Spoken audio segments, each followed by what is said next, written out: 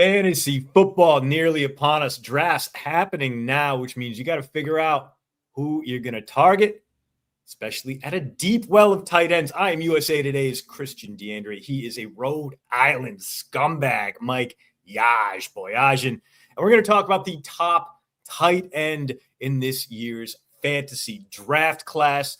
It's a deep well. A lot of young guys really rising up the ranks. So, Yaj, who are you taking? Maybe, I don't know, round 3 feels good to take the first tight end off the board. Who would be your guy at the top of the wish list? All right. So I basically have a 1 and a 1A this year. Okay. We're going to talk about my 1B because I don't think this guy has been discussed as much as the other one. So I'm going to roll with Colston Loveland of the Chicago, for now, Bears. Again, could be Indiana next year. We don't know. But either way, to avoid talking about somebody who's been talked about a ton this year already, I'm going to roll with Colston Loveland. All right. So Loveland should be the centerpiece of this team's offense. He's seemingly been the apple of the coaching staff's collective eye since last year's draft. That kind of leads me to believe he's truly going to break out this year and ascend to the overall tight end 1. He had a slow start last year, obviously, but it exploded in the second half of the season. Weeks 9 onward, he was the tight end 2, only behind Trey McBride.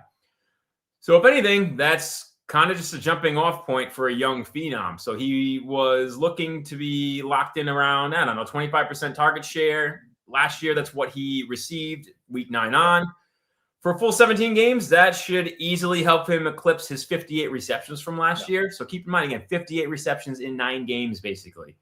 Besides Roman Duze and Luther Burden, there really isn't too much in terms of elite competition for targets. And it sounds like he's most likely going to be the primary red zone target for this offense as well.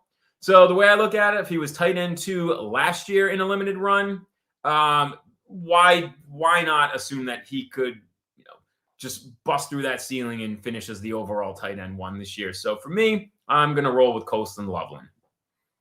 Yeah, I thought he was overrated last year. He made me look like a damn fool for that one. Really came on strong towards the end of the year and made the Bears comfortable with letting DJ Moore go, although the Bills being dumb enough to give them a second-round pick for it was definitely part of it. It's a 2-man receiving core in Chicago right now, so obviously Loveland is going to play a huge role there, and we saw him really take the reins over Cole Kmet, who's still a very good tight end, but we're going to see a lot of 12 personnel formations from Chicago. Like the pick, Yaj, but I'm going to go tried and true, another young gun.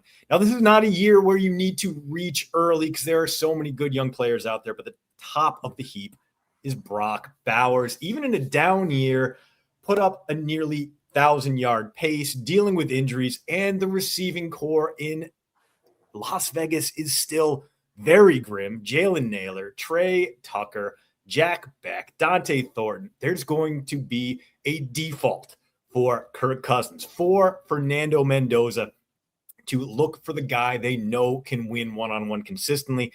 There's really only one of those guys in Vegas right now, and that is Bowers. He's going to get a ton of looks. And look, even hurt, 11 touchdowns. So that's the pace he put up last season, 960 yards.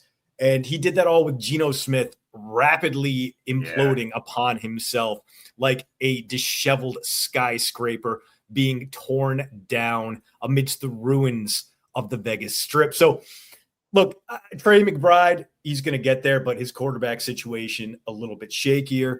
I like Tyler Warren, what he did, but with Daniel Jones still injured, I'm skeptical that he'll be able to put it back together. Love George Kittle, but he's old and he's coming off a torn ACL. Yeah. For me, it's got to be Brock Bowers. As long as he stays healthy, he could put up something stupid like 110 catches and 1,400 yards. Well within for him.